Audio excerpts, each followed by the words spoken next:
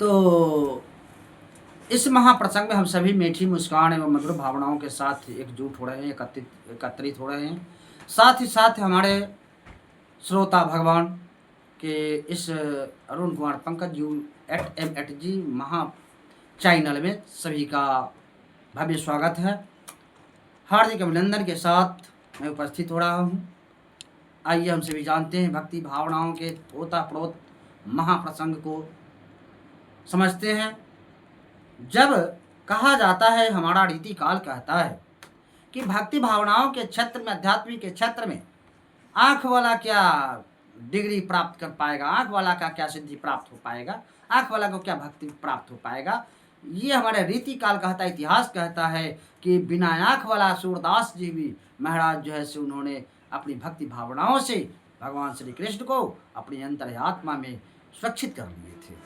एक बार की बात है, कहा जाता है कि सूरदास जी महाराज कहीं जा रहे थे, अंधेरा होने वाला था। तो सूरदास होता इसी अंधेरा, उसको दिन से क्या मतलब, रात से क्या मतलब। चलते जा रहे थे थाते थाते, तो भगवान श्री कृष्ण को रहाया नहीं गया। कहा जी एक तो रात है और अंधेरा में सूरदास चले जा रहे हैं, उनको मदद करना ही पड़ेगा। तो वह पीछे पीछे चलते आ रहे हैं और जो ही सूरदास रास्ता इधर से उधर भटकते हैं तो दाहिना बायां, दाहिना चलो दाहिना चलो, बायां चलो बायां चलो, ऐसे कहते हुए आगे बढ़ते जा रहे हैं। सूरदास के मन में होता है कि आखिर कौन ऐसा शक्ति है, कौन ऐसा व्यक्ति है जो हमारे पीछे पीछे उतना समय बर्बाद कर रहा है।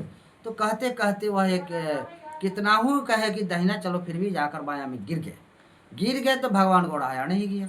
उन्होंने हाथ पकड़कर उन्हें गड्ढा से ऊपर करने लग गए। तो उन्हें हाथ छुड़ाकर भगवान जैसे निकल जाते हैं और निकल जाते हैं। तो ऐसा जब निकल जाते हैं तो भगवान को पहचान जाते हैं कि कोई और नहीं है, यह कृष्ण है, यह लल्ला सरकार है। उन्होंने सूरदास ने कहा कि बाहें टटोले जात हो, अबला जाने मोय, हृदय से निकल जाओगे तो मर्दबा खानब तो। इस भावार्थ में सूरदास ने कहा कि हे कृष्ण, आपको चरण की पूजते पूजते मेरी जिंदगी तो चली गई, कोई बात नहीं, लेकिन अंतिम चरण में भी तुमने दर्शन दिया है और मैंने चाहा कि समेट कर बाहों में समेट लूँ आपको, लेकिन आप तो समटाने वाले नहीं हो। लेकिन मेरे हृदय से यदि चले जाओगे तब आपको मैं बखान बहादुरी कहूँगा, लेकिन वे हृदय से जाने वाले कहाँ हैं। भगवान तो प्रेम में दगदग पागल रहते हैं, उनको प्रेम चाहिए। भक्त के पास धन संपत्ति से उनको क्या मतलब है, बस भगवान को प्रेम चाहिए। प्रेम ही सब कुछ है भगवान के लिए। भावनाओं से जो उन्हें बुलाया है वह दौड़े दौड़े आए हैं। यह हमारा धर्म शास्त्र साक्षी है कि सबरी का कौन बड़ा महल था, लेकिन फिर भी भगवान राम उनके यहाँ दौड़े चले आए। क्यों चले आए? इसलिए चले आए कि सबरी के मन में गुरुदेव के भगवान के प्रति श्रद्धा के जागृत कर दिया था। उन्होंने मतंग ऋषि के घर, मतंग ऋषि के आश्रम में रहकर उन्होंने अपने श्रद्धा से रहने लगी और श्रद्धा से पूजन करने लगी।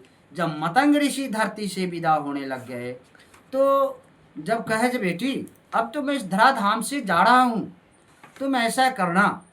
कहा जे सरकार जब आप जा रहे हो तो मेरा क्या होगा? उन्होंने कहा कि एक ही नाम को पकड़ लो, राम शब्द को जान लो और राम ही तुम्हारे दर्शन देंगे और जीवन का उद्धार करेंगे। मेरे धर्म प्रेमी सज्जनों भाई बहनों, वह सबड़ी उसे कहा गया है जो सब्र से जीवन जीता है, सबड़ी कहलाता है। और वह सब्र से जीवन जीने वाली भिलनी, वह सब्र से जीते जीते भगवान राम की असंख्य अटूट भरोसा पर जीवन जिया। और भगवान एक समय ऐसा आ गया कि सब भगवान राम को खुद को उनके आश्रम तक पूछते पूछते आना पड़ा।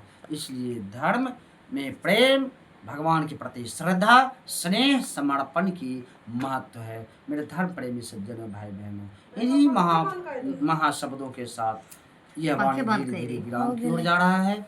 जय जय श्री कृष्ण भगवान की जय। यदि यह शब्द, एक भी शब्द आपको मन को छू जाता है तो एक बार इसको लाइक अवश्य करेंगे, सब्सक्राइब करेंगे, ताकि हर गतिविधि, हर वाणी सेवा आप तक पहुंचता रहेगा। जय जय श्री कृष्ण।